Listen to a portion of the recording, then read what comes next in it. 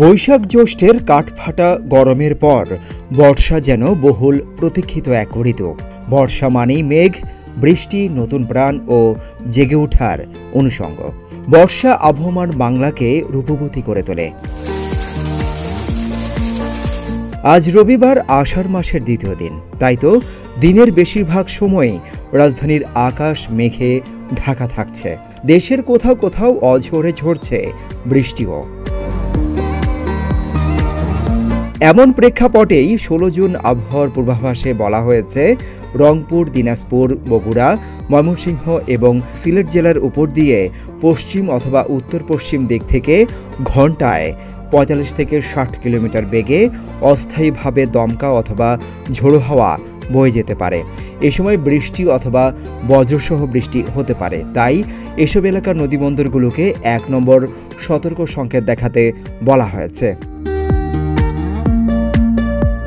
সংশ্লিষ্টরা জানান, মৌসুমি বায়ু বাংলাদেশের উপর মোটামুটি সক্রিয় এবং উত্তর বঙ্গোপসাগরে মাঝারি অবস্থায় রয়েছে। এ অবস্থায় দেশের সব বিভাগে অস্থায়ীভাবে দমকা হাওয়াসহ হালকা থেকে মাঝারি ধরনের বজ্রসহ বৃষ্টির পূর্বাভাস রয়েছে। এর মধ্যে রংপুর, ময়মনসিংহ ও সিলেট বিভাগের কোথাও কোথাও মাঝারি ধরনের ভারী বর্ষণ হতে পারে। সোমবার 17 জুন সারা দেশে পবিত্র ঈদুল আজহা উদযাপিত হবে। এদিন বিকেলে চট্টগ্রাম বিভাগের কিছু কিছু জায়গায় বৃষ্টি হতে পারে। এছাড়াও সন্ধ্যার দিকে ঢাকা বিভাগের উত্তর অংশে বৃষ্টির সম্ভাবনা রয়েছে বলে জানিয়েছেন আবহাওয়াবিদরা। অবশ্য রাজশাহী, খুলনা ও বরিশাল বিভাগে বৃষ্টির পূর্বাভাস নেই।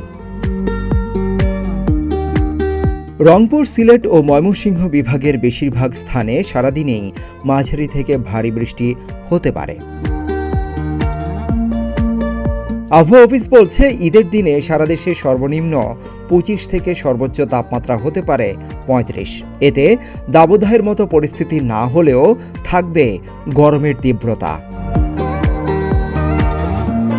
এদিকে খুলনা বিভাগ সহ রাজশাহী, পাবনা ও চাঁপাইনবাবগঞ্জ জেলার উপর দিয়ে মৃদু তাপপ্রবাহ বয়ে যাচ্ছে, তা অব্যাহত থাকতে পারে।